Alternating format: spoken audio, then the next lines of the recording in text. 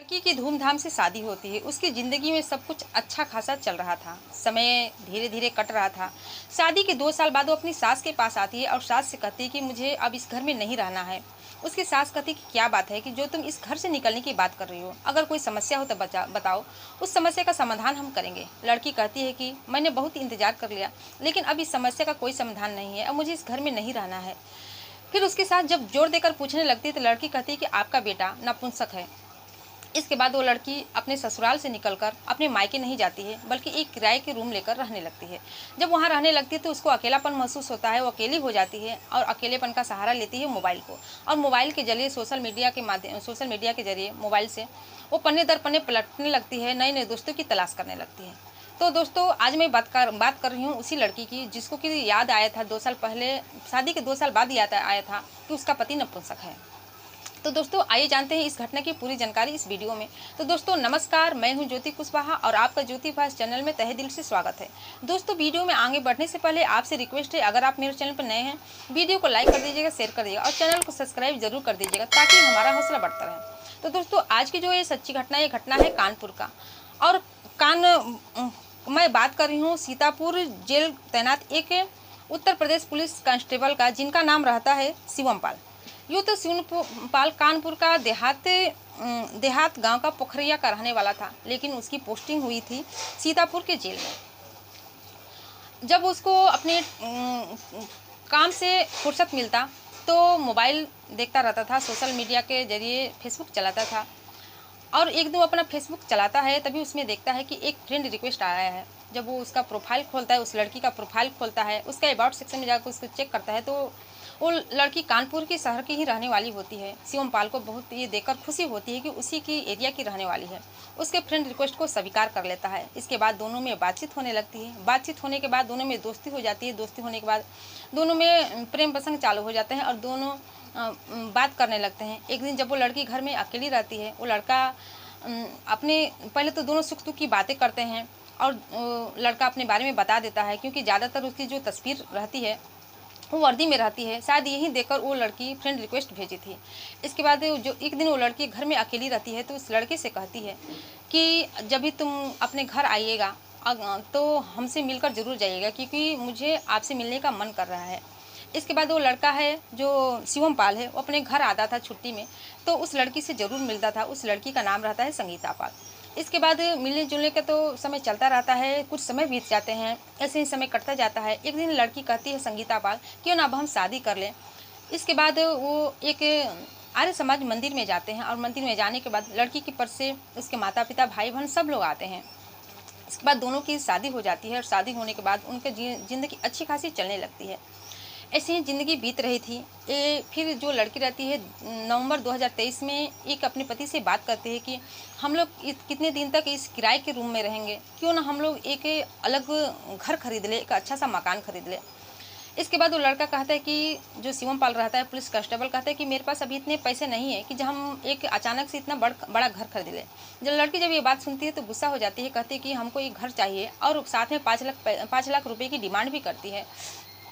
इसके बाद दोस्तों, जो लड़का अपनी पत्नी से जब संगीता पाल से बकी बकी बातें सुनता है तो उसे विश्वास नहीं होता कि आखिर ऐसा क्यों कह रही है। इसके बाद उसके परिवार में जाता है, लड़की के माता पिता से बात करता है, उसके भाई भाभी से बात करता है। सब लोग यही बात कहते हैं कि जो कर रही है सही कर रही है, अगर तुम ऐसा नहीं करोगे तो अंजाम बहुत ही बुरा होगा। शिवम पाल बहुत घबरा जाता है, उसे समझ में नहीं आता कि आखिर ऐसा ये लोग क्यों कह रहे हैं। फिर आकर अपनी पत्नी से बात करता है, संगीता पाल से कहता है कि तुम्हारे परिवार वाले ऐसी ऐसी बातें कर रहे हैं कि इसका अंजाम अच्छा नहीं होगा। लड़की भी कहती है कि सही कह रहे हैं, अगर तुम मुझे ये सब नहीं दोगे तो इसका अंजाम बहुत बुरा होगा। इस पर लड़का शिवम पाल गुस्सा हो जाता है, कहता है कि क्या बुरा होगा।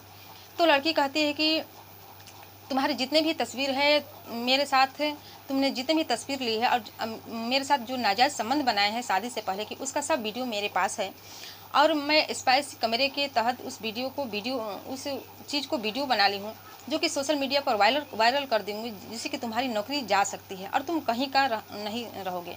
इसके बाद वो लड़का परेशान हो जाता है, शिवम पाल परेशान हो जाता है और उसे समझ में नहीं आता है कि क्या करें। अपनी परेशानी को अपनी जो उसके जो उच्च अधिकारी रहते हैं उससे बताता है, उससे बात करता है। वो लोग इस घटना को सुनकर हैरान परेशान हो जाते हैं। वो शिवम पाल को सुझाव देते हैं कि क्यों ना ये बात थाने में बताओ। जो पुलिस कांस्टेबल रहता है शिवम पाल, अपनी वो कानपुर अपने थाने में जाता है, और जब थाने में जाता है तो जो वहाँ के एचएसओ रहते हैं, जिनका नाम रहता है धनंजय पांडे, उससे बातचीत करता है। अब पूरी घटना के बारे में बताता है। धनंजय पांडे सुनकर बहुत ही आश्चर्य हो जाते हैं कि आखिर वो इसके साथ ऐसा कैसे कर सकती है। जब इस मामला की छानबीन होता है तो छानबीन के बाद पता चलता है कि वो लड़की है, एक नहीं बल्कि कई पुलिस कांस्टेबल की ज़िंदगी को बर्बाद कर दी है। उनका यही काम है कि बड़े बड़े लोगों को फंसा लेती है और उससे पैसे ऐंठती है।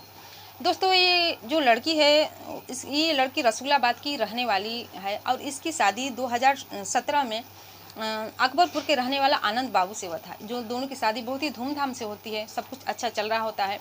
धीरे धीरे समय कटता जाता है, लेकिन शादी के 2 साल बाद एक दिन वो अपनी सास के पास आती है, और सास के यहाँ पास आकर कहती है कि मुझे अब आपके घर में नहीं रहना है, क्योंकि उसकी सास पूछती कि क्या बात है, तो बताती है कि आपका बेटा जो है नपुंसक है, वो लड़कियों को खुश नहीं रख सकता। जब उसकी सास ये बात सुनती है तो उसको समझ में नहीं आता कि आखिर ऐसा हो सकता है क्या। फिर सास अपनी इज्जत बचाने के लिए कुछ बोलती नहीं है, और लड़की सास के अकाउंट में 3 लाख रुपए रहते हैं, उसको लेकर अपने मायके नहीं जाती है, बल्कि एक अलग रूम लेकर रहने लगती है। इसके बाद वहाँ से इसकी फ्रेंड रिक्वेस्ट चालू हो जाता है, वो अकेला हो जाती है और मोबाइल का सहारा लेती है और नए नए लोगों की तलाश करने लगती है।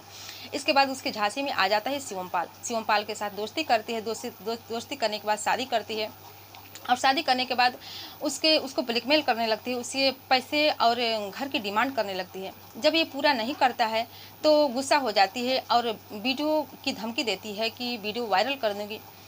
जब ये बात पुलिस वालों को पता चलते हैं, और इसके बाद एक अलग ही जांच की पता चलती है कि जो लड़की है संगीता पाल, एक और पुलिस कांस्टेबल को अपने झांसे में फंसा चुकी हो, उससे पैसा ऐंठ चुकी हो। दरअसल जो पुलिस कांस्टेबल रहता है, मध्य प्रदेश का शाहनवाजाबाद का रहने वाला एक थाना है, और इस थाने में तैनात विनय कुमार यादव नाम का एक पुलिस कांस्टेबल है, जो कि उत्तर प्रदेश के गाजीपुर जिले का रहने वाला होता है। उसके साथ भी वो फ्रेंड रिक्वेस्ट भेजती है, और फ्रेंड रिक्वेस्ट के बाद उससे दोस्ती करती है, और दोस्ती करने के बाद उसके साथ घूमने फिरने लगती है। कभी कहीं जाती घूमने, कभी कहीं जाती घूमने, ऐसे ही सिलसिला उसके साथ भी चलता है। उसके साथ भी वो रिलेशनशिप बनाती है, शारीरिक संबंध बनाती है, और शारीरिक संबंध बनाने के बाद कुछ साल बीत जाते हैं। फिर एक दिन वो पुलिस कांस्टेबल से 15 लाख रुपए की डिमांड करती है। जब 15 लाख रुपए की डिमांड करती है तो बहुत ही परेशान हो जाता है, उसे समझ में नहीं आता कि क्या करे।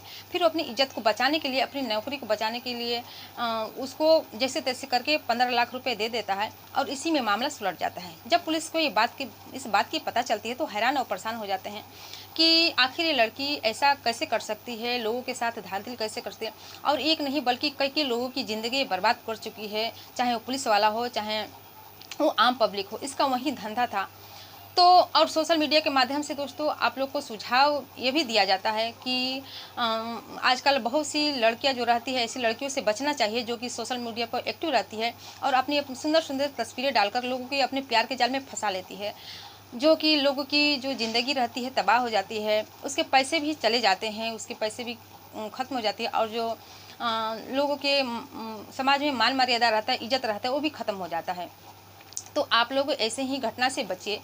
और ये भी जांच चल रही है उस लड़की के बारे में, उसके खिलाफ मुकदमा दर्ज होता है, और मुकदमा दर्ज होने के बाद उसको जेल भेज दिया जाता है। तो दोस्तों इस समय वो लड़की अभी जेल में है, और ये भी पता लगाया जा रहा है कि आखिर ये लड़की ऐसा क्यों करती है, और जितने भी रकम वसूली है आखिर वो गया कहाँ है, इसकी सबकी जाँच पड़ताल चल रही है।